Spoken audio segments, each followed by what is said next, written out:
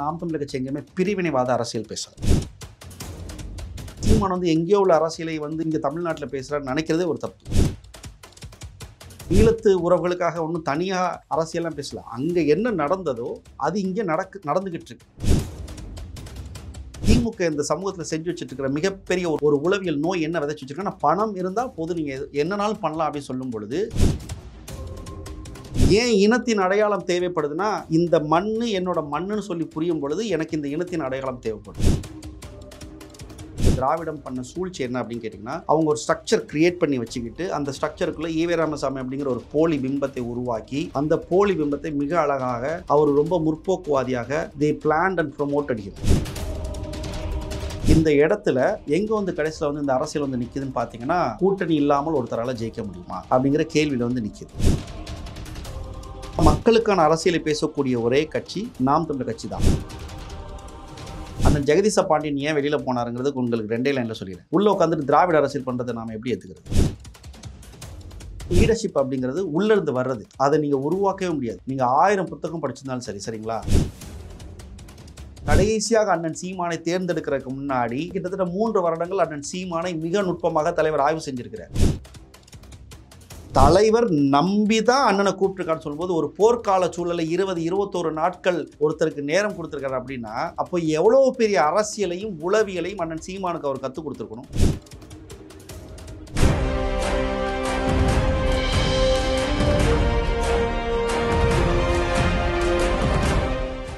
Globe 360 நேயர்களுக்கு வணக்கம். நான் உங்கள் பிருந்தா சங்கர். இன்று நம்மோடு சிறப்பு விருந்தினராக இணைந்திருப்பது நாம் தமிழர் கட்சியின் ஆதரவாளர் ஜெயபிரகாஷ் அவர்கள். வணக்கம் சார். வணக்கம். எப்படி இருக்கீங்க? நல்லா இருக்கேன் சார். நீங்க எப்படி இருக்கீங்க? ரொம்ப நல்லா இருக்கேன். அதாவது தமிழ்நாட்டுல தமிழ் தேசியம் பேசக்கூடிய மிகப்பெரிய கட்சியாக நாம் தமிழர் கட்சி இருக்கு. அவங்களுடைய முக்கிய கொள்கையாக, அதாவது ஈழத்தமிழர்கள் மக்களை பத்தி பேசக்கூடியது ஒரு முக்கிய கொள்கையா இருக்கு. இன்னொன்னு பாத்தீங்கன்னா தற்சார்பு பொருளாதாரம், அது உங்களுடைய முக்கிய கொள்கையா இருக்கு. இது தமிழ்நாட்டுல சாத்தியமாகுமா? ஓகே, முதல்ல தமிழ் தேசியத்தை எங்கே போய் பேசலாம் அதுக்கு பதில் சொல்லுங்களேன்.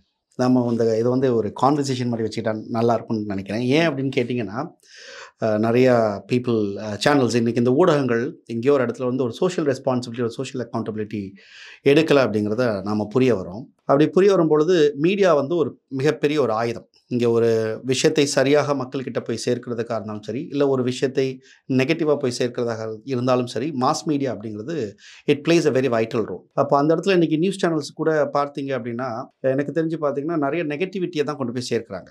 அப்போது எங்கேயோ ஒரு இடத்துல அந்த மீடியாக்கள் they are failing to take up that social responsibility அப்படின்னு சொல்லி நம்மளுக்கு புரிய வரும்போது தான் நான் நாம் தமிழர் கட்சி ஆதரவாளர்னு சொல்லும்பொழுது நான் ஒரு சேனல் ஒன்று வச்சிருக்கிறேன், தமிழ் மரம்னு சொல்லிட்டு. ஸோ அப்போது அண்ணன் சீமான் பேசக்கூடிய அரசியலை ஒவ்வொருத்தரும் ஒவ்வொரு விதமாக நாம் தமிழர் கட்சி உறவுகள் ஆய்வு செய்யும் பொழுது நானும் அதை கொஞ்சம் தேடி ரிசர்ச் பண்ணுறேன்னு சொல்லும் பொழுது, இப்போ நீங்கள் சொன்னீங்க பார்த்தீங்களா, தமிழ் தேசியத்தை நாம் தமிழர் கட்சி பேசுன்னு சொல்லும் பொழுது, இது தமிழ்நாடு நீங்களே பேர் சொல்லிட்டீங்கன்னு சொல்லும்போது அப்போ வேறு எங்கே போய் முதல்ல பேசுறது? ஸோ அப்போது முதல்ல அந்த கேள்வியே தவறு அப்படிங்கிறத நம்ம புரியணும். அடுத்தது தமிழ் தேசியம்னா என்ன அப்படின்னு கேட்டிங்கன்னா, அதோடைய ஃபிலாசபி ஐடியாலஜி எங்கேருந்து ஸ்டார்ட் ஆகுது அப்படின்னு கேட்டிங்கன்னா, பிறப்பொக்கும் எல்லா உயிர்க்கும். இப்போ பிறப்பொக்கும் எல்லா உயிர்க்கும்னா என்ன அர்த்தம்? இங்கே every one has the rights to live, சரிதானா? அப்போ அந்த அடிப்படையில் நீங்கள் பார்த்தீங்க அப்படின்னா, இந்த பிறப்பொக்கும் எல்லா உயிர்க்கும் அப்படிங்கிற அந்த அரசியல் தத்துவத்தை கொண்டு இன்னொரு கட்சி எனக்கு அடையாளம் காட்டுங்க. விஜய் அவர்களுடைய கட்சியும் யார் கொண்டு வந்தா? சீனியர்னு ஒன்று இருக்குல்ல, அப்பா மூத்தவரை நீங்கள் உங்கள் அம்மா கரெக்ட் தானே? ஸோ அப்போது அதை 14 வருஷமாக அப்போது எந்த கட்சி பேசிகிட்டு இருக்குது? அடுத்தது நீங்கள் அதை ஈழத்தமிழன் சொல்லும் பொழுது இதை அண்ணன் சீமான் தான் பேசியிருக்கேன்னா அப்படி கிடையாது. தலைவர் மேதகவை பிரபாகரன்றது இது வந்திருக்குது. அப்போது தலைவர் மேதகவை பிரபாகரன் தான் இதை ஆரம்பிச்சார், அப்படி கிடையாது. அப்போது தமிழர்களே இப்படி தான் வாழ்ந்துருக்கிறாங்க. அப்போது அப்போ எல்லா உயிர்களையும் அன்பு செய்யணும், எல்லா மனிதர்களுக்கும் நீ அக்கறையோடு இருக்கணும். சொல்லப்போனால் மனித சமூகமே நாம் எதற்காக இந்த பூமியில் படைக்கப்பட்டிருக்கிறோம்? கடவுள் படைச்சாரா இல்லை இயற்கையிலேருந்து நீங்கள் பரிணாமிச்சிங்களா அப்படிங்கிறது எனக்கு தெரியாது.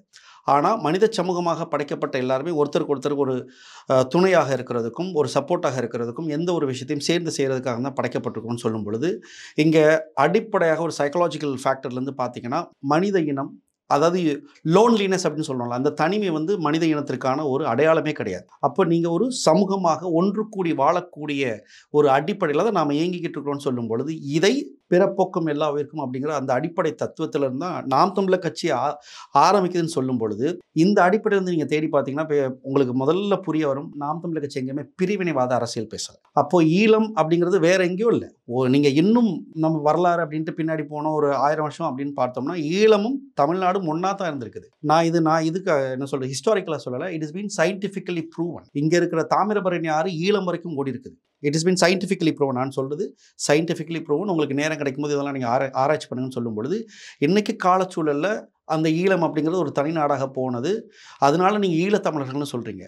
தமிழர்கள் நாம் அப்படி அடிப்படையில் தான் பார்க்கணும். சொல்லப்போனால் அண்ணன் பல ஈழத்தோரர்கள் கூட எனக்கு பேசக்கூடிய வாய்ப்பு கிடைக்கும் பொழுது அவங்க அங்கே என்னென்ன வார்த்தைகள் பேசுகிறாங்களோ அது இங்கே உள்ள தமிழர்கள் நாங்கள் கடற்கரை ஓரத்தில் நான் வந்து தூத்துக்குடின்னு சொல்லும்பொழுது இட்ஸ் கோஸ்டல் ஏரியா, சென்னை எப்படி ஒரு கோஸ்டல் ஏரியாவோ அதேமாதிரி அங்கேன்னு சொல்லும்பொழுது பல வார்த்தைகள் அவங்க பேசுகிறது நான் பேசுகிறது ஒரே மாதிரி இருக்கும். அப்போ இது என்ன ப்ரூஃப் பண்ணுது அப்படின்னு கேட்டிங்கன்னா தனியாலாம் நம்ம இல்லை, நம்ம ஒன்றா தான் இருக்கிறோம். அது இந்த ஜியாகிரபிக்கல் இந்த கிளைமேட் சேஞ்ச் அப்படிலாம் நம்ம 1000 காரணங்கள் சொல்கிற மாதிரி இன்றைக்கி அது ஒரு தனி நிலப்பரப்பாக பார்க்கப்படுறதுனால அந்த மாதிரியான தனியாக ஜியாகிரபிக்கல் அது ஒரு இயற்கையின் பரிணாமம். அது இயற்கையின் பரிணாமம். சரிங்களா? இப்போ உங்களுக்கு ஆப்பிரிக்காவில் பார்த்தீங்கன்னா இப்போ புதுசாக வந்து அந்த லேண்ட் 2ஆக பிரியுதுன்னு சொல்லி ஒரு இது பண்ணுறாங்களா. ஸோ அது வந்து இயற்கையின் பரிணாமம். ஆனால் மொழி, ஆனால் இங்கே நம்ம என்ன புரிய வரோம்னா அந்த மொழி தான் உங்களையும் என்ன இணைக்குதுன்னு சொல்லும்போது நம்ம ஒரு காலத்தில் ஒன்றாக இருந்திருக்குன்னு சொல்லும்பொழுது இந்த ஜியாகிரபிக்கல் டிவிஷனை வச்சு நீங்கள் ஈழத்து உறவுகளை தனியாக பார்க்கிறதே முதல்ல தப்பு. அப்போ அண்ணன் சீமான் வந்து எங்கேயோ உள்ள அரசியலை வந்து இங்கே தமிழ்நாட்டில் பேசுகிறான்னு நினைக்கிறதே ஒரு தப்பு. இந்த ஒரு மிஸ்கான்செப்ஷனும் இங்கே இருக்குது. அப்போ ஈழத்து உறவுகளுக்காக ஒன்றும் தனியாக அரசியலாம் பேசல. அங்கே என்ன நடந்ததோ அது இங்கே நடந்துகிட்டு இருக்கு.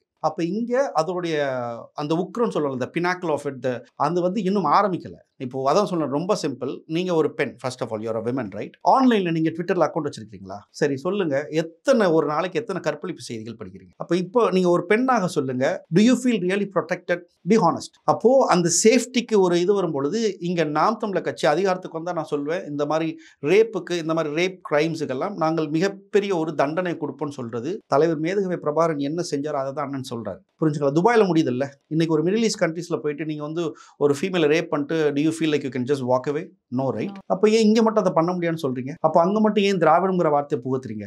இதான் அடிப்படை கேள்வி. அதாவது இன்னொரு விஷயம் வந்து தற்சார்பு பொருளாதாரம். தமிழ்நாட்டில் தற்சார்பு பொருளாதாரம் ரொம்பவே முக்கியம். அதே மாதிரிதான் இண்டஸ்ட்ரியல் பொருளாதாரம்ன்றது நமக்கு ரொம்பவே முக்கியம். ஆனா நாம் தமிழர் கட்சி வந்து இண்டஸ்ட்ரியல் பொருளாதாரம் வேண்டாம் அப்படின்னு வந்து சொல்றாங்களே. ஏன்னா ஒரு நாட்டு வளர்ச்சிக்கு வந்து கண்டிப்பா இண்டஸ்ட்ரியல் பொருளாதாரம் பெரு அளவு வந்து பங்கு வைக்கு. ஏன் வந்து நாம் தமிழர் அதை எதிர்க்கிறாங்க? சரி, இண்டஸ்ட்ரியல் எக்கனாமிக்ஸ் அப்படின்னு சொல்லிட்டீங்க. அப்புறம் வந்து தற்சார்பு பொருளாதாரம், செல்ஃப் எக்கானமிங்கிறீங்க. It's a very interesting question. சரிங்களா? ஏன்னா எல்லாமே பொருளாதாரத்தின் அடிப்படையில் தான் இயங்குதுன்னு சொல்லும் பொழுது இப்போ ஒரு தனி மனிதனுக்கு பணம் தேவை. இங்கே தான் திராவிடத்தின் சூழ்ச்சியை நான் உங்களுக்கு புரிய வைக்க முடியுமான்னு பார்க்குறேன். அதாவது திமுக, அதிமுக போன்ற கட்சிகள் இன்னைக்கு நான் உங்கள்கிட்ட சொன்னல இந்த கிரைம்ஸ் எல்லாம் இன்னைக்கு வந்து எந்த அளவுக்கு ஆயிருக்குன்னா, ஞானசேகரன் வழக்க ஒரு சிம்பிள் எக்ஸாம்பிளுக்கு நீங்கள் எடுத்துக்கோங்க. இந்த ஞானசேகரன் வழக்கில் இன்னைக்கு வரைக்கும் பார்த்தீங்கன்னா கூட there was another person involved. இதை யாருமே மறுக்க முடியாத ஒரு உண்மை. ஆனால் இன்னைக்கு வரைக்கும் யார் அந்த சார் அப்படிங்கிறது கேள்விக்குறியாக தான் இருக்குது. அப்போது ஒரு காலேஜ்குள்ளே, அதுவும் அண்ணா யூனிவர்சிட்டி அப்படிங்கிறது ஒரு பெரிய கேம்பஸாக பார்க்கக்கூடிய ஒரு முக்கியமான ஒரு கேம்பஸ். அங்கே போய் படிக்கிற ஒரு ஸ்டூடெண்ட்ஸ் வந்து உலக அளவில் அவங்க வந்து ஒரு பெரிய அறிவாளியாக பார்க்குறாங்கன்னு சொல்லும்பொழுது அந்த கேம்பஸ்குள்ளே போயிட்டு ஒரு ஆணும் பெண்ணும் தேர் adults at the end of the day they are adults and அவங்க பேசிட்டு இருந்திருக்காங்கன்னு சொல்லும் பொழுது அந்த இடத்துல போயிட்டு ஒருத்தனால போயிட்டு இவ்வளோ பெரிய ஒரு ரேப் கிரைம் ஆக்டில் எந்த ஒரு தயக்கமும் இல்லாமல் ஈடுபட முடியுமானால் அந்த அதிகாரம், அந்த தைரியம் எங்கேருந்து வந்துச்சு? அங்கே தான் நீங்கள் திமுகவை கோர்த்து பார்க்க வேண்டியிருக்குது. ஹீ இஸ் அ பக்கா திமுக காரங்கிறதுல யாருக்கும் துளியும் மாற்றுக்கிறது கிடையாது. அதற்கு நிறைய எவிடன்சஸ் கொடுத்தாச்சு. சரிங்களா? அதற்கு நிறைய இனஃப் எவிடன்சஸ் தேர். அதனால் திமுக காரன் அதை ஏற்றுக்கிறானா ஏற்றுக்கலையாங்கிறத விட ஒரு பெண்ணாகவும் ஒரு சாதாரண மனிதனாகவும் நீங்கள் ஃபஸ்ட் யோசிங்க, ஒரு காமன் மேனாக யோசிக்கும் பொழுது இப்போ அவனுக்கு அந்த தைரியம் எங்கேருந்து வந்துச்சுன்னா அந்த அதிகாரத்தை அவன் எப்படி வென்றெடுத்தானா, அவன் பணம் ஒரு தொழில் பண்ணால் அந்த தொழில் மூலமாக அவனுக்கு பணம் வந்துச்சு. உடனே அவன் நெட்வொர்க் பில்ட் பண்ணி அதன் மூலமாக அப்போ ஒரு தனி மனிதன் இன்னைக்கு திமுக இந்த சமூகத்தில் செஞ்சு வச்சுட்டு இருக்கிற மிகப்பெரிய ஒரு உளவியல் நோய், ஒரு சைக்கலாஜிக்கல் வார்ஃபேர் என்ன, ஒரு உளவியல் நோய் என்ன விதைச்சு வச்சிருக்கேன்னா, பணம் இருந்தால் போதும், யூ கேன் டூ எனிதிங். பணம் இருந்தால் போது, நீங்கள் என்னன்னாலும் பண்ணலாம் அப்படின்னு சொல்லும் பொழுது இங்கே நீங்கள் தற்சார்பு பொருளாதாரத்து அப்படிங்கிறது செல்ஃப் சஃபிஷியன்ட் எக்கானமிங்கிறது என்ன? முதல்ல நம்மளுடைய தமிழ்நாட்டு நிலப்பரப்பை நீங்கள் எடுத்துக்கிட்டிங்கன்னா 80% of the land is purely உங்களுக்கு விவசாய நிலங்கள் தான். சரிங்களா? இப்போ விவசாயம்னு சொல்லும் பொழுது நீங்கள் இதை எடுத்துக்கோங்க, அது பேர் என்ன, நம்ம கடலில் உள்ள மீனை நாம் பிடிக்கிறது அதுவும் ஒரு விவசாயம் தான். நிலத்தில் விளை வைக்கிற இதுவும் விவசாயம் தான் சொல்லும் பொழுது இப்போ அண்ணன் சீமான் வந்து அதிகமாக வந்து பால் உற்பத்தியை பற்றி நிறைய மேடையில் பேசுகிறேன். ஸோ அதை வச்சு நான் உங்களுக்கு இது பண்ணிடுறேன். இப்போ பால் அப்படிங்கிறது ஒரு ரா மெட்டீரியல். சரிங்களா? இப்போ அந்த பால்லேருந்து நீங்கள் எத்தனை பை ப்ராடக்ட்ஸ் உருவாக்கலாம்னு உங்களுக்கு தெரியுமா? Do you have any idea?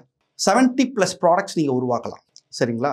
நீங்கள் கூகுளில் சர்ச் பண்ணி பார்த்துக்கோங்க. Even I think it might be even more then that. இப்போ இந்த 70+ ப்ராடக்ட்ஸ் அப்படிங்கிறது there are n number of process involve சொல்லும் பொழுது இப்போ இதற்கான ஸ்ட்ரக்சரை உருவாக்கும் பொழுது அங்கே இண்டஸ்ட்ரியல் எக்கானமி உள்ள வருதா இல்லையா? இப்போ சொல்லுங்கள், எங்கள் அண்ணன் எங்கள் இண்டஸ்ட்ரியல் எக்கானமி வேண்டாங்கிறாரு.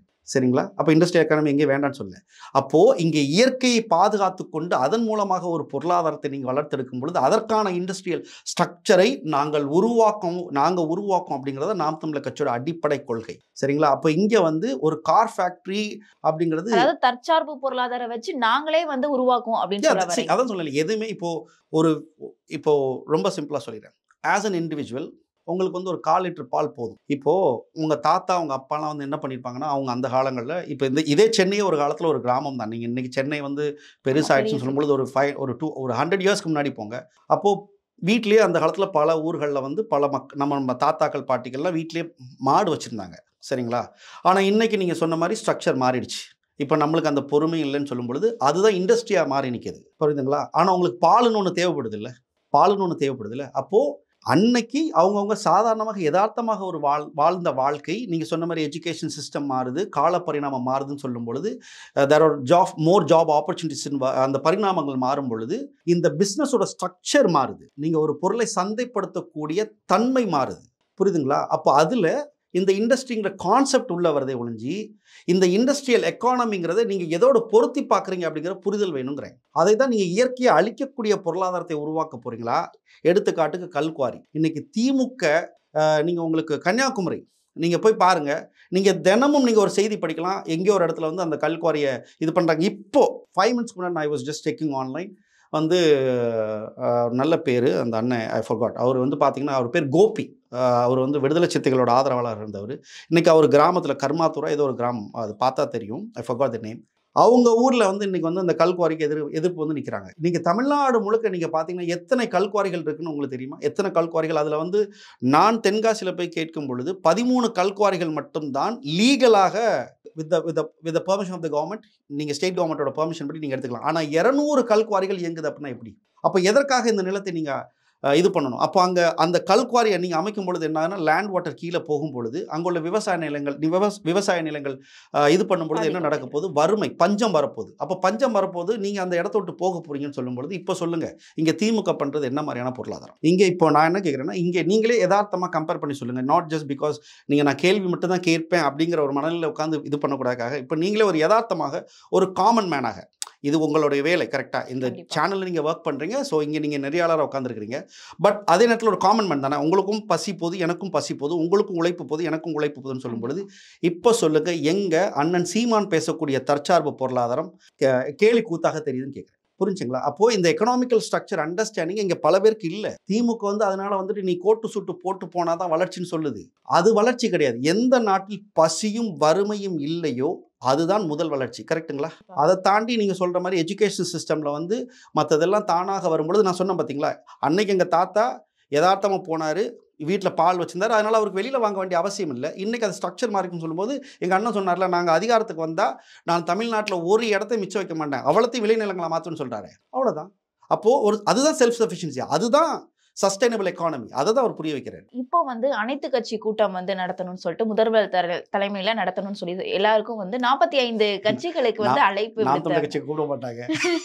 இல்ல நாம் தமிழர் கட்சி உட்பட இப்போ புதியதாக ஆரம்பிச்ச கட்சிகள் வர எல்லாருக்குமே அழைப்பு விடுத்திருக்காங்க. ஆனா நாம் தமிழர் கட்சி ஒருங்கிணைப்பாளர் சீமான் அவர்கள் வந்து நான் வந்து இந்த கூட்டத்துல கலந்துக்க மாட்டேன் அப்படின்னு சொல்றாங்களே, அது ஏன்? கலந்துக்கிட்டா எல்லாத்த பத்தியும் பேசுறதற்கு அவர்களுக்கு அந்த இடத்துலயும் ஒரு வாய்ப்பு கிடைக்குமே, ஏன் அதை மறுக்கிறாங்க? 14 வருஷம் பேசாத எங்க அண்ணன் பேச்சு வந்து இந்த 45 என்னதான் இருந்தாலும் மக்கள் கூட்டத்துல பேசுறாங்க. இது வந்து அனைத்து கட்சி கூட்டம் சொல்லிட்டு முதல்வர் அவர்களே வந்து தொடங்குறாங்க. அப்போ அந்த இடத்துல பேசினா ஏதாவது, அதாவது அவர்கள் கட்சியில இருக்கக்கூடியவர்கள் கூட இந்த கட்சிக்கு வரதற்கு வாய்ப்பு இருக்கு.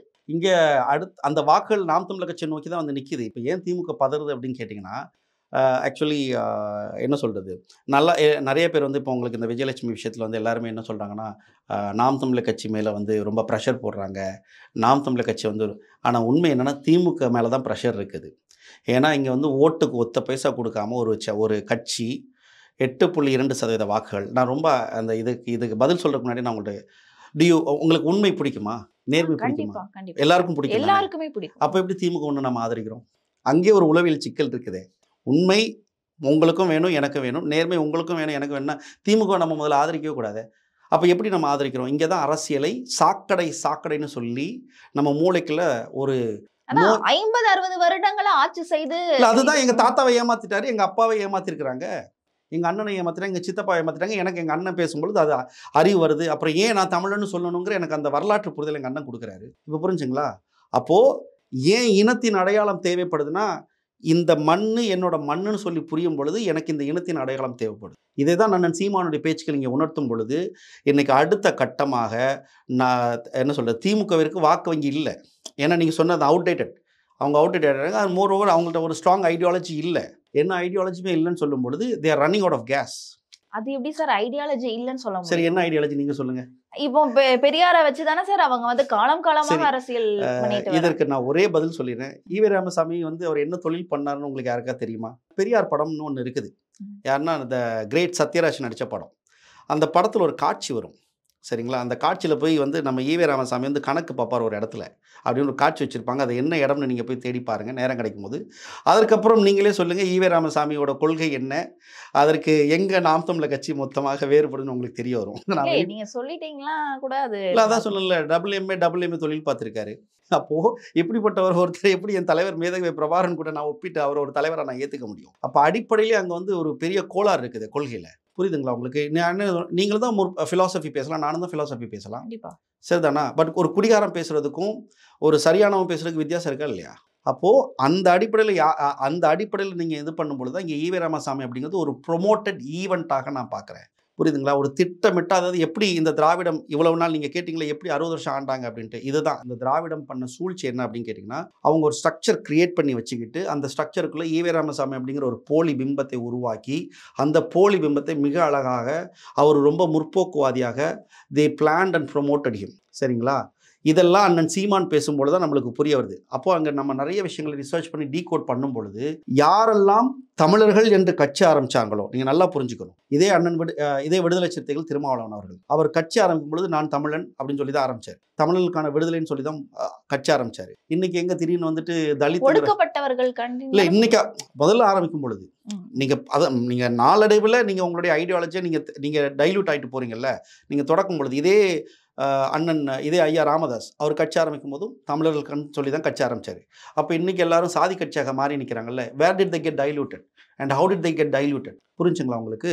அப்போ இந்த நுட்பத்தை பிரியும் பொழுது தான் இந்த திராவிடம் அப்படிங்கிற வார்த்தையை ஏற்றுக்கல அப்படின்னா ஒன்று வந்து நாங்கள் புறந்தள்ளுவோன்னு சொல்லும் பொழுது அதற்கான ஒரு விஷயத்தில் தான் மற்ற எல்லாரும் எங்கேயோ ஒரு இடத்துல வீழ்த்தி, எப்படி வீழ்த்தினாங்கன்னு சொன்னதுக்கு தான் ஈவே ராமசாமி என்ன தொழில் பண்ணார்னு சொல்லும் பொழுது அந்த இடத்துல பலரையும் வீழ்த்த பார்த்துருக்குறாங்க. அண்ணன் சீமானை வீழ்த்த பார்த்தார்கள், முடியலை. கண்டிப்பா இவர்கள் வந்து சீமான் அவர்களை தொடர்ந்து வீழ்த்த பல திட்டங்களை மேற்கொண்டு வராங்க.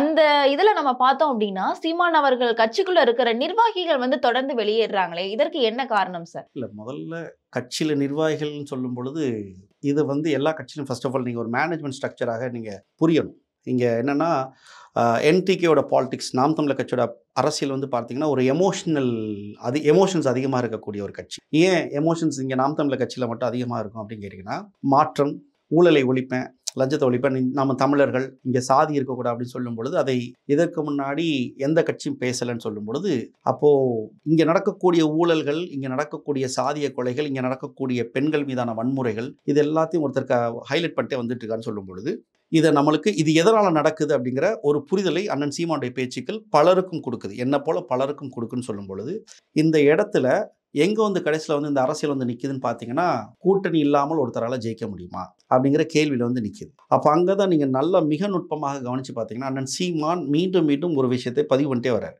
நான் மக்களோட கூட்டணி அப்படிங்கிறார். ஏன்னா மக்களுக்கான அரசியலை பேசக்கூடிய ஒரே கட்சி நாம் தமிழர் கட்சி தான். அதுக்கு தான் உங்கள்கிட்ட சிம்பிள் எக்ஸாம்பிள் கேட்டேன். ஒரு 3 வயது குழந்தையை இன்னைக்கு ஒரு 16 வயசு பையன் ரேப் பண்ணியிருக்கிறான். ஒரு வீட்டுக்குள்ளே தனியாக இருந்த ஒரு திருநங்கைன்னு நினைக்கிறேன், if I'm not wrong, அவங்கள போய் கொலை பண்ணிட்டு இன்ஸ்டால போஸ்ட் போட்டிருக்கிறாங்க. உங்களுக்கு புரியுதா? அப்போ வீட்டுக்குள்ளே இருந்தாலே சேஃப்டி இல்லை அப்படிங்கிற ஒரு உணர்வை கொண்டு வரக்கூடியது இதையெல்லாம் அலோவ் பண்ணுற. அப்போ இதை தடுப்பதற்கான அத்தாரிட்டி யார்கிட்ட இருக்குது, ரெஸ்பான்சிபிலிட்டி யார்கிட்ட இருக்குது? இப்போ நான் இந்த கான்டென்ட் போடுறேன், இப்போ நான் உங்கள்கிட்ட உட்காந்து டிபேட் பண்ணிட்டு இருக்கிறேன். இது வேண்டாம் நினச்சா நீங்கள் வந்து இதை போடாமல் பண்ணலாம்ல.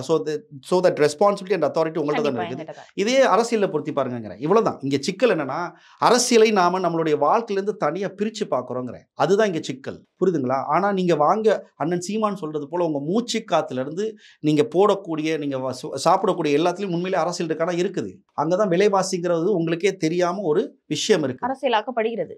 அரசியலாக்கல, அதில் அரசியல் இருக்குங்கிறேன். There is a difference between அரசியலாக்கப்படுறதுங்கிறது. அதான் சொன்னல, இப்போ அண்ணன் சீமானுடைய கைது அதை ஊதி பெருசாக்குறாங்கல்ல, அது அரசியலாக்கப்படுறது. ஆனால் இன்றைக்கி நாம் விலைவாசி ஏறுதுன்னு புலம்புறோம், கரண்ட் பில் ஏறுதுன்னு புலம்புறோம், தண்ணி இன்னைக்கு காசு கொடுத்து வாங்குற அளவுக்கு வந்துட்டீங்க. ஆனால் அந்த தண்ணியோட குவாலிட்டி என்ன, அந்த தண்ணி எந்த அளவுக்கு உடம்புக்கு நல்லது அப்படிங்கிறதெல்லாம் இந்த மாதிரி ஏகப்பட்ட கேள்விகள் இருக்குல்ல. இதெல்லாம் டிஃப்ரெண்ட் டாபிக் ஆல்டுகெதர். பட் நான் என்ன சொல்ல வரேன்னா, இதை தான் சொல்ல வரேன். இதில் அரசியல் இருக்குதுன்னு சொல்ல வரேன். அப்போ அந்த இடத்துல தான் அண்ணன் சீமான் வந்து என்ன சொல்கிறாரு, I will stream line things அப்படிங்கிறார். அதாவது இப்போ வந்து நீங்க சொன்னீங்க, அதற்கு வந்து விளக்கம் கொடுத்துட்டீங்க. இப்போ நிர்வாகிகள் வெளியில வந்துட்டு இருக்காங்க. அவங்க வெளியில வந்து குற்றச்சாட்டு வைக்கிறாங்க. சீமான் அவர்கள் மீது குற்றச்சாட்டு வைக்கிறாங்க. அவர்களுடைய தலைமை பண்பு சரியில்ல, சரியான முறையில வழிநடத்தல, அதாவது அப்படின்ற ஒரு அகம் வந்து சீமான் அவர்களிடம் வந்து இருக்கு அப்படின்ற குற்றச்சாட்டுகள் எல்லாம் பதிவு பண்றாங்களே. இது எதனால? ஏன் அவங்களோடயே பயணித்தவர்கள், அதாவது முக்கிய நிர்வாகின்னா நான் ஒரு 2 பேரை விரும்ப சொல்றேன். ஜெகதீஷ் பாண்டியன் அவர்களா இருக்கட்டும், இப்ப காளியம்மாள் அவர்கள் எதுவும் சொல்லல. இப்ப ஜெகதீஷ் பாண்டியன் அவர்களுமே பெரிய ஒரு விஷயமா எதுவும் சொல்லல. ஆனா மத்தவங்க நிர்வாகிகள் விலகினவங்க எல்லாருமே வந்து தலைமை பண்பு சரியில்லை, தான்ற ஒரு அகம் இருக்குன்றத வந்து ஒரு முக்கியமான ஒரு மேற்குறையீடாவே வைக்கிறாங்க. தான்கிற அகங்காரம் கிடையாது, ஒற்றை தலைமை. இங்கதான் அந்த வார்த்தைகளோட வித்தியாசம். அது எக்ஸ்பிளைன் மோர். ஒற்றை தலைமை, அதாவது ஒற்றை தலைமைனா என்ன? எல்லாரும் அதாவது சொல்ல வரேன், ஒற்றை தலைமை அப்படிங்கிறாரு. What is the meaning of ஒற்றை தலைமைன்னா, இப்போதைக்கு எங்க அண்ணன் பல முறை மேடைகளை விளக்கம் கொடுத்துருக்காரு. இப்போதைக்கு இந்த அரசியல் தளத்தில் எனக்கு போராடுறதுக்கும் இதை வென்று எடுப்பதற்கும் என்கிட்ட திராணி இருக்குது, என்கிட்ட அறிவு இருக்குது. என் பின்னாடி என்னை நம்பி பின்னாடி நிற்கிறதா நெல். நாம் சேர்ந்து சண்டை போடுவோம். இன்னைக்கு என்னை தாண்டி நீ போகணும்னு அவசியம் கிடையாது. என்னைக்கு எனக்கு ஒரு காலம் வரும்ல, ஓகே இதற்கு மேல் நாம் இதை வந்து இன்னொரு சரியான தலைவனை இல்லை சரியான ஒரு தலைமை பண்புள்ள ஒரு பெண்ணையோ ஆணையோ நான் தேர்ந்தெடுக்கும் பொழுது அன்னைக்கு நான் இதை கொடுப்பேன் அப்படின்ட்டு மிக வெளிப்படையாக பேசியிருக்காரு. அப்போ இன்றைக்கி நீங்கள் காளியம்மாள் சகோதரியை குறித்து பேசினதுனால சொல்லிடுறேன். அண்ணன் ஜெகதீச பாண்டியன் ஏன் வெளியில் போனாருங்கிறது உங்களுக்கு 2 லைனில் சொல்லிடுறேன். உள்ளே உட்காந்துட்டு திராவிட அரசியல் பண்ணுறதை நாம் எப்படி ஏற்றுக்கிறது? ஈவே ராமசாமியை வந்து என் தலைவருக்கு நிகராக வந்து அவர் ஜெகதீச பாண்டியன் வந்து ஒரே தட்டில் வந்து தூக்கி வைக்கிறாரு. அப்போ ஈவே ராமசாமி என்ன பண்ணுறான்னு நான் உங்களுக்கு முதலே சொன்னதுனால ஏற்றுக்கவே முடியாது. அப்போ அங்கேயே சம்பேர் அவர் வந்து உள்ளுக்குள்ளே கட்சிக்குள்ளே உட்காந்துட்டு என்னென்ன பண்ணியிருப்பாங்கிறது நீங்கள் விஷுவலைஸ் பண்ணிக்கோங்க, கற்பனை பண்ணிக்கோங்க. அப்போ இப்பேற்பட்ட ஆள்கள் ஒரு கட்டத்தில் அண்ணன் சீமான் முன்வைக்கக்கூடிய அந்த கொள்கையிலிருந்து தான் விலகி போயிருக்கிறாங்க. விலகி போனவர்கள் வெளில போயிட்டு இன்னைக்கு வரைக்கும் அண்ணன் சீமான் மீது நீங்கள் சொன்ன மாதிரி பலர் அவதூறு கேட்குறாங்கல்ல, ஏன் யாராலையும் ஆதாரம் கொடுக்க முடியல? ஏன் ஒரு ஆதாரம் கொடுங்க, நான் என்னுடைய வாழ்க்கையை பாதுகாத்துக்குப்பேங்கிறேன். நான் வெளிப்படையாக சொல்கிறேன், I give an open challenge to anyone out there. என்னுடைய வாழ்க்கையை பாதுகாத்துக்கிறேன். ஏன்னா நான் ஒரு தனி மனிதனாக நான் எந்த நாட்டிலையும் போய் வாழ்ந்துக்கலாம்ல. நீங்கள் எந்த நாட்டிலையும் போய் வாழ்ந்துக்கலாம்ல. அந்தந்த நாட்டுக்குன்னு ரூல்ஸ் அண்ட் ரெகுலேஷன்ஸ் இருக்குதுல்ல. அப்போ ஒரு தனி மனிதனாக நீங்கள் எந்த நாட்டிலையும் போய் வாழலாம்னு சொல்லும் பொழுது, இங்கே ஒரு சமூகமாக வாழும் பொழுது தான் உங்களுக்கு மொழி, பண்பாடு, வரலாறு, இந்த நிலத்தின் வளமை, இந்த மொழியின் வளமை, இங்கே ஒரு சரியான அரசியல் கட்டமைப்பு, ஒரு சரியான அரசியல் மாற்றம் தேவைப்படுதுன்னு சொல்லும் பொழுது, அந்த அடிப்படையிலேருந்து சேரும்பொழுது இன்றைக்கி சகோதரி காளியம்மாளாக இருந்தாலும் சரி, யாராக இருந்தாலும் சரி, அவங்களுக்கு கொள்கை பிறழ்வு எங்கேயோ ஒரு இடத்துல. நான் திரும்ப சொல்கிறேங்க, இப்போ நீங்கள் என்னை விட நான் ஒரு 10 புத்தகம் படிச்சிருக்கிறேன், எனக்கு ஒரு அறிவு கிடைக்குமா? நீங்கள் ஒரு 100 புத்தகம் படிச்சிருக்கிறீங்க, உங்களுக்கு என்னை விட அறிவு அதிகமாக இருக்குமா? அப்போது இங்கே நீங்கள் அதிகமான எனக்கு அறிவு இருக்குது அப்படிங்கிறதுக்காக நீங்கள் வந்து என்னை தாண்டி போகலான்னு ஆசைப்படலாமா? ஏன்னா அங்கே தான் உங்களுக்கு தலைமை பண்பு இருக்கா இல்லையாங்கிறதுக்கு உங்களுக்கு ஒரு சிம்பிள் எக்ஸாம்பிள், இதுக்கும் உங்களுக்கு ஒரு சிம்பிள் ப்ரூஃப் ஆஃப் எவிடன்ஸ் கொடுக்குறேன். தலைமை பண்புங்கிறது, லீடர்ஷிப் அப்படிங்கிறது உள்ளிருந்து வர்றது. அதை நீங்கள் உருவாக்கவே முடியாது. நீங்கள் 1000 புத்தகம் படிச்சிருந்தாலும் சரி, சரிங்களா? இப்போ இதைத்தான் எங்கேருந்து அண்ணன் சீமான் முதல்ல அரசியல் கற்றுட்டு வந்திருக்காருன்னு நம்ம புரியணும். மேதகுவே தலைவர் பிரபாகரன் போர்க்கால சூழலில் அண்ணன் சீமானை கூப்பிட்டாருன்னா சும்மா ஒரே நாளில் கூப்பிடல. அதற்கு முன்னாடி பல பேரையும் கூப்பிட்டுருக்காரு. இதே குளத்தூர்மணியை கூப்பிட்டுருக்காரு, இதே திருமாவளவனை கூப்பிட்டுருக்காரு, இதே ஐயா நெடுமாறன், இன்னும் பலர். சரிங்களா? இவங்களை எல்லாம் தாண்டி கடைசியாக அண்ணன் சீமானை தேர்ந்தெடுக்கிறதுக்கு முன்னாடி 2 வருடங்கள், கிட்டத்தட்ட 3 வருடங்கள் அண்ணன் சீமானை மிக நுட்பமாக தலைவர் ஆய்வு செஞ்சிருக்கிறார். அப்போ தலைவர் நம்பி தான் அண்ணனை கூப்பிட்டுருக்கான்னு சொல்லும்போது, ஒரு போர்க்கால சூழலில் 20-21 நாட்கள் ஒருத்தருக்கு நேரம் கொடுத்துருக்காரு அப்படின்னா, அப்போ எவ்வளோ பெரிய அரசியலையும் உளவியலையும் அண்ணன் சீமானுக்கு அவர் கற்றுக் கொடுத்துருக்கணும். அப்போ அண்ணன் சீமானுக்கு தெரியாதா இங்கே யார் ஒரு கட்டத்தில் என்னை தாண்டி இதை எடுத்துகிட்டு போக முடியும்ட்டு? இதற்கு உங்களுக்கு இதை இன்னும் ஒரு சிம்பிளான சைக்காலஜியில் குங்ஃபு பாண்டா அப்படின்னு ஒரு படம் பார்த்துருக்கீங்களா? அந்த குங்ஃபு பாண்டா படத்தில் பார்த்தீங்கன்னா, அந்த ஒரு ஃபிலாசபர் மாதிரி, ஒரு தலைவர் மாதிரி ஒருத்தர் இருப்பார் சரிங்களா. அது வந்து ஒரு டார்டாய்ஸ் கேரக்டர். அவர் வந்து இப்போ அவருக்கு ஒரு தலைவர் தேவைப்படுவார். அந்த குங்ஃபு பாண்டா கேரக்டர் பார்த்தீங்கன்னா ரொம்ப ஹெவியாக இருக்கும். சோம்பேறி, 1ஆம் நம்பர் சோம்பேறி. நல்லா கேட்டுக்கோங்க. 1ஆம் நம்பர் சோம்பேறி. வாழ்க்கையில் பெருசாக ஒரு விஷன் கிளாரிட்டி இருக்காது. எந்த ஒரு தேடலும் இல்லாத ஒரு கேரக்டர். ஆனால் அந்த கூட இருக்கிறவங்க, அந்த மாஸ்டருக்கு கூட இருக்கிறவங்களாம் பார்த்தீங்கன்னா அவங்கெல்லாம் பயங்கர எக்ஸ்பர்ட்ஸ். வேற லெவல் அறிவாளிகளாக தான் நான் சொல்ல வரேன். வேற லெவல் எக்ஸ்பர்ட்ஸ். ஆனால் அந்த மாஸ்டர் வந்து அந்த புலிங்கிற வில்லன் கேரக்டர் இருக்குல்ல, அந்த டைகர் பார்த்தீங்கன்னா அவர் தான் ஒரு அல்டிமேட். இன்னைக்கு திராவிடங்கிற அந்த மாயையை நீங்கள் அந்த டைகரோட பொருத்திக்கோங்க. இதை வீழ்த்துறதற்கு எந்த ஒரு இதுவுமே இல்லாத அந்த குங்ஃபு பாண்டாவை தான் தலைவராக அடையாளப்படுத்துவார் அந்த டார்டாய்ஸ் கேரக்டர். அப்போது இந்த நேச்சுரல் எபிலிட்டின்னு ஒன்று இருக்குதுல்ல, அந்த இன்பார்ன் கேரக்டர், இதை ஒரு தலைவனுக்கு சரியாக அடையாளம் காண தெரியும். அந்த அறிவண்ணன் சீமான் கிட்ட இருக்குது. அப்படி என்றால் இங்கு பொறுமையும் நிதானமும் உள்ள கொள்கை தெளிவு உள்ளவர்கள் அண்ணன் சீமானோடு நிற்கும் பொழுது, அதான் நான் சொல்ல வரேன், அவர்களுக்கு மட்டுமே இங்கு அண்ணன் சீமானோடு பயணிக்கக்கூடிய நிதானமும் நேர்மையும் இருக்கும். இவ்வளோ. இப்போ காளியம்மாள் அவர்களுக்கு வந்து தமிழ் தேசியத்தோட தான் நான் வந்து தமிழ் தேசியம் நீங்களும் பேசலாம், நானும் பேசலாம். That is not. நான் திரும்ப சொல்ல வரேன். அதான் உங்களுக்கு ஒரு சிம்பிள் எக்ஸாம்பிள் கொடுக்குறேன். உங்கள்கிட்ட நான் 10 புத்தகம் படிச்சிருக்கிறேன். அதான் சொல்லலாம். அண்ணன் சீமானுக்கு எல்லாம் தெரிஞ்சுக்கணும்னு அவசியம் கிடையாது. கரெக்டா? அப்போ அண்ணன் சீமானை விட பெரிய அளவில் பெரிய பெரிய நிறுவனங்களில் வேலை பார்த்தவங்கள இன்னைக்கு அட்வைசர்ஸாக இருப்பாங்க. கரெக்டா? அண்ணன் சீமான் வந்து நீங்கள் அதான் சொல்லலாம். அண்ணன் சீமானுடைய கேள்விகளை எடுத்து கொஞ்சம் நுட்பமாக ஆய்வு செய்யுங்கன்னு சொல்ல வரேன். அதை மேம்போக்க அரசியல் பேச்சுக்களை பார்க்காதீங்க. அண்ணன் சீமான் வந்து ஒரு இடத்துல மிக தெளிவாக பதிவு பண்ணுறாரு. என்ன பதிவு பண்ணுறாரு? இந்த வியூகம் உங்களுக்கு தெரியும்.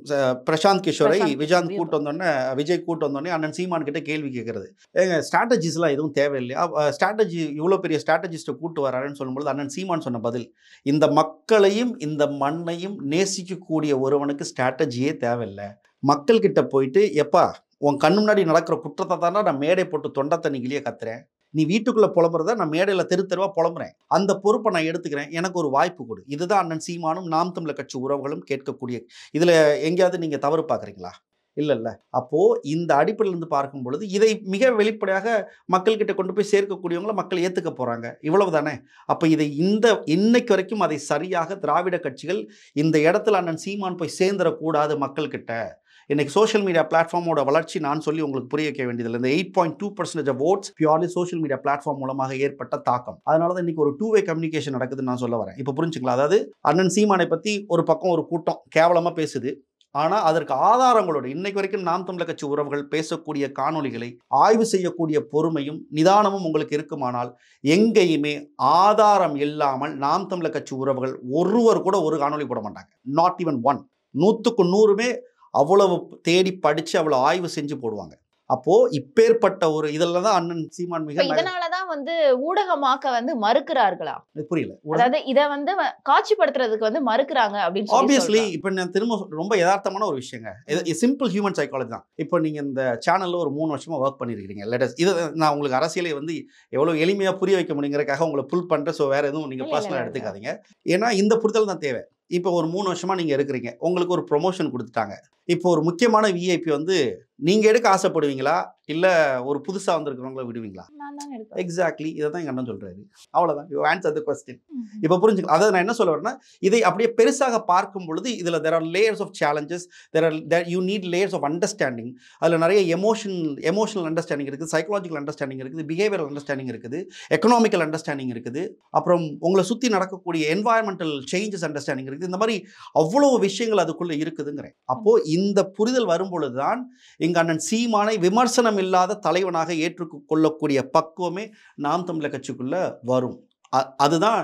அப்போ அந்த இடத்துல அண்ணன் சீமானோடு நான் நெருங்கி நிற்கிறேன், எனக்கு அந்த அறிவு அண்ணன் சீமான் மேடையில் கொடுத்து அடையாளப்படுத்தினார் அப்படிங்கிறதுக்காக அண்ணன் சீமானுக்கு யார் சரியான தலைவன் என்று தேர்ந்தெடுக்க தெரியாது, இல்லை யார் சரியான ஆளுமை என்று தேர்ந்தெடுக்க தெரியாதுன்னு நினச்சால் உங்களை விட பெரும் முட்டாள் யாரும் இருக்க முடியாது. அது நான் என்னை சேர்த்தே சொல்கிறேன். அப்படின்னா நான் யோசிச்சிட்டேன்னா நான் முட்டாள், நான் இந்த இனத்தின் துரோகி. அதில் எனக்கு துளியும் என்னையே நான் வந்து விக்டிமைஸ் பண்ணுறதுல எனக்கு எந்த ஒரு தயக்கமும் கிடையாது. இப்போ புரிஞ்சா உங்களுக்கு? இப்படி தான் நான் புரிஞ்சுக்கிறேன். ஏன்னா இது வந்து எனக்கான அரசியல் கிடையாது, இது இனத்திற்கான அரசியல்னு சொல்லும்பொழுது இந்த இனத்தில் எங்கள் அண்ணன் சீமான் எப்படி பிறந்தாரோ அதை எங்களுக்கு உணர்த்தினாரோ அதில் நானும் ஒருவன். அப்போ அந்த இடத்துல இது ஒரு சமூக பொறுப்பாக உணர்ந்து செய்யும் பொழுது தான் நீங்கள் எவ்வளோ தூரம் ஓட முடியுமோ ஓட போகிறீங்க. அண்ணன் சீமான் மிக தெளிவாக சொல்லிட்டாரு, இது என்னுடைய சமூக பொறுப்பு, நான் எவ்வளோ தூரம் ஓடுவேனோ ஓடுவேன், என் பின்னாடி நம்பி வர்றந்தா வா, இல்லைனா உன் வேலையை பார்த்துட்டு போ, நான் ஒன்றை வந்து இழுத்துலாம் பிடிக்க மாட்டேன். அப்போது அங்கே என்ன is making a strong statement that நீ எந்த அளவுக்கு இந்த கொள்கையை தேடி படித்து புரிஞ்சிருக்கிற. It is your self responsibility. உனக்கு நான் பாடம் எடுத்துகிட்டு இருக்கிறது என்னுடைய நேரம் கிடையாது. ஏன்னா ஒன்றை விட எனக்கு I have a bigger target. எனக்கு இந்த மக்களை வென்றெடுக்கணும், இந்த மக்களுக்கு இந்த அரசியலை புரிய வைக்கணும், இந்த மக்களுடைய வாக்களை வாங்கணும், நான் அதிகாரத்துக்கு வந்து உட்காரணும். நான் நீங்கள் சொன்னீங்களே தற்சார், இவ்வளோ விஷயங்கள் நான் சரி பண்ணுவேன். அப்போ நான் உட்காந்துட்டு ஒருத்தருக்கா நீ என்ன தப்பு செஞ்சுட்டு இருக்கிற, நீ என்ன குறை கண்டுட்டு இருக்க, குறை பேசிட்டு இருக்கன்னு சொல்லி பார்க்குறதா எனக்கு பொறுப்பு இல்லை. அப்போ இங்கே சொல்லுங்கள், எங்க அண்ணன் சீமானுக்கு தலைமை பண்பு இல்லை? அதாவது நாம் தமிழர் கட்சியினர் பற்றியும் சீமான் அவர்களை பற்றியும் பல விஷயங்களை நுண்ணியமா விளக்கமாக தெள்ள தெளிவாக எடுத்துரைத்தமைக்கு நன்றி சார். நன்றி.